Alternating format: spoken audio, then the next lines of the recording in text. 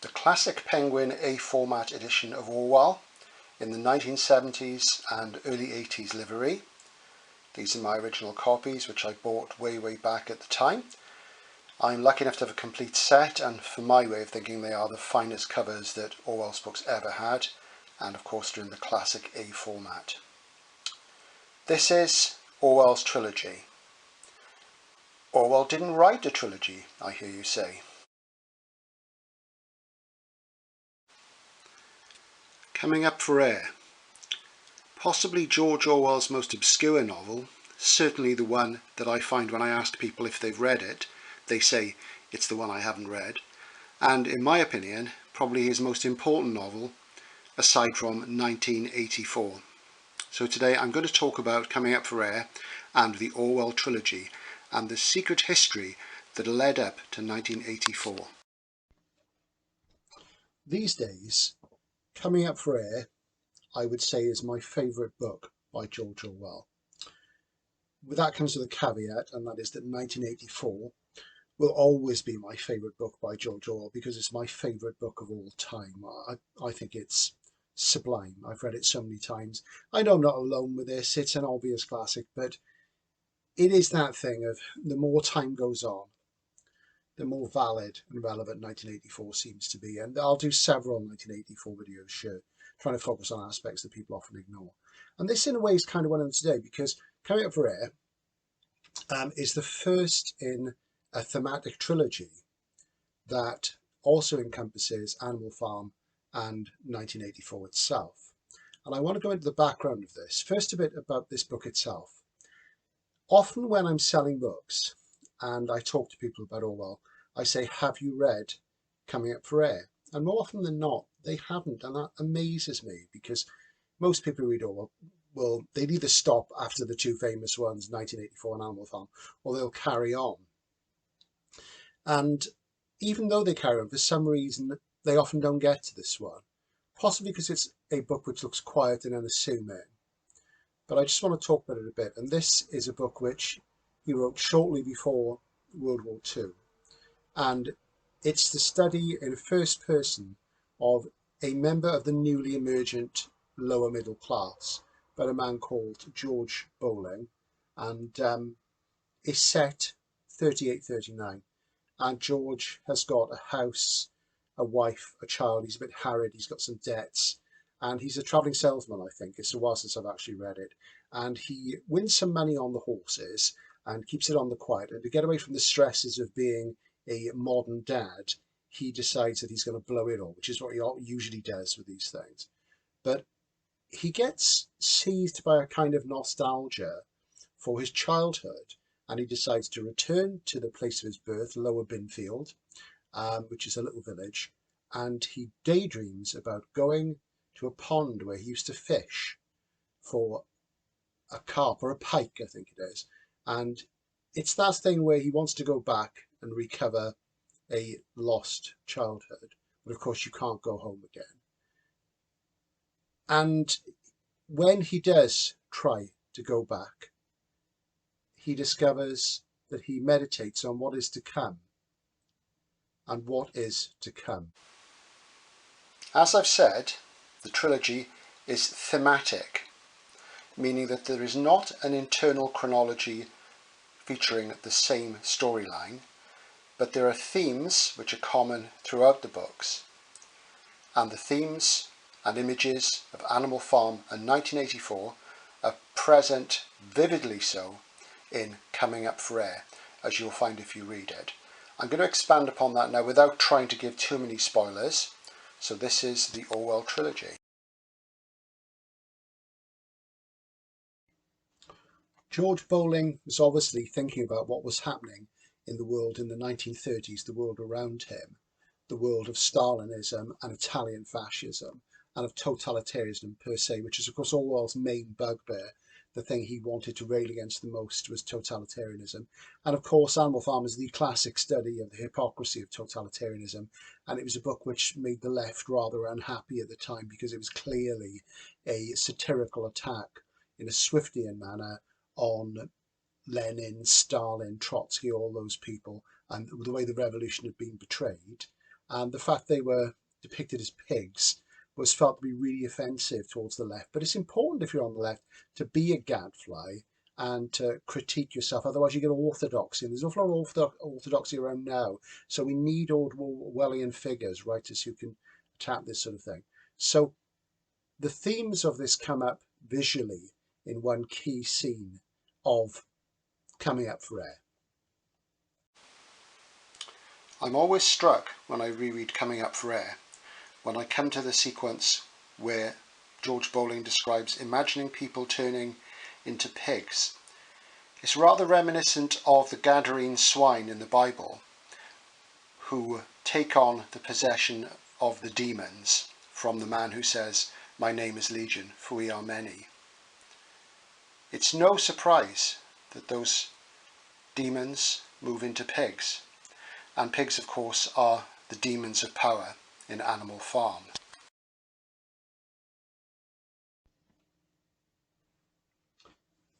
So what were the intentions that Orwell had in mind when he wrote this book? Well, if you do your research and read some biographies and some other material, you discover that Orwell's intention was to write a series of books, a family saga that would begin in the Edwardian period and end up in the future, culminating in a novel called The Last Man in Europe. And that novel, The Last Man in Europe, became 1984. The war, the Spanish Civil War, all these things got in the way when Orwell wanted to write this series of novels, this family saga. And what we got instead was, as I've said, a thematic trilogy instead. So I'll just show you George on the back there. So we got this instead, and to my way of thinking, it's probably a lot more successful as it turned out than it would have been if he'd written a family saga, because it's more interesting, modernist and elliptical than that. And the great thing about this book particularly is that I mentioned the Edwardian beginning, and in it Bowling, as I say, goes back in his mind to his Edwardian childhood. And I was reminded of one of Orwell's great influences, H.G. Wells.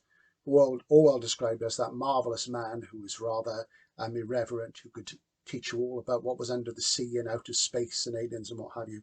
And, you know, Orwell was obviously a science fiction fan. There's no proof that he ever read any of the pulp magazines, but he did like Wells's scientific romances and was hugely influenced by him, even though he didn't agree with a lot of Wells's ideas about things like the world state. There's a famous essay called Hitler, Wells and the World State, and Wells made a four-letter comment about it, which I'm not going to repeat here. After that, it's a shame, because they were similar in lots of ways, but also very different too, because Orwell was always worried about totalitarianism, and he seemed to indicate that he felt Wells had a totalitarian streak. So this does though go back to Wells's background, because of course Wells started work as a draper in a draper's shop. We're seeing things like History of Mr. Polly and Kipps, books like that. And in this, George Bowling writes about, or rather, I apologise, speaks about his father's shop, which sold seed and things like that. And he talks about the dog and the cat and his wonderful childhood, which through rose-tinted spectacles seems to him much better than the modern world of war which is approaching. So that is there. So there's a direct link to Orwell's background in the Edwardian period, and Wells's background as well. So it's an interesting one, because of course Orwell was born during the Edwardian period. Wells was a good bit older and was already famous by the time Orwell was born, because he'd done his greatest science fiction novels. So there's a direct link to Wells there in Coming Up for Air. In Coming Up for Air, Bowling imagines and speculates on the war to come and what will be after that war. He speculates about men on street corners wearing leather uniforms, rather like this member of the Thought Police on this penguin jacket. That image in Coming Up From Air always stays with me. I always think of the Thought Police in leather uniforms, and what that would have said then, the implications of fascism and totalitarianism. 1984 is of course set in a future world after a Cold War has turned hot, and of course Orwell conceived the term Cold War and the idea of a Cold War.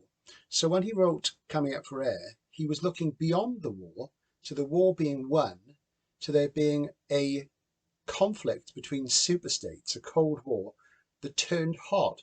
And it's remarkably precise, because obviously it was only a few years in the future, but Bowling, in Coming Up from Air, thinks about what will come after the war, and when he talks about young men standing on street corners, about revolution and the way that the world will be enforced and changed, how England will be changed, how maybe English socialism will be something different.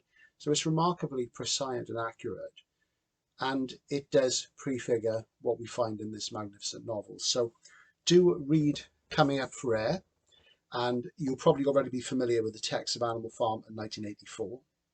So read the three as a piece, look for the themes rather than the stories, and for my money, it's high time that somebody published these in an omnibus edition with a critical introduction by somebody far more eloquent and expert than I, though I'd be more than happy to do it. If somebody wanted to give me the money, it would be great. And it really does need to be read as part of a trilogy. You can read it on its own. It's a marvellous, marvellous novel. It's one of the things I love about it is it's so English, and nostalgia as we grow older, you know, the past seems better and better, and the present and the future seem more and more unpleasant. Pandemics, stuff like that, you know, it's not good really. Luckily the bombs haven't dropped yet as they did in 1984, which is a good thing. So I just want to end with a little plug here for a book.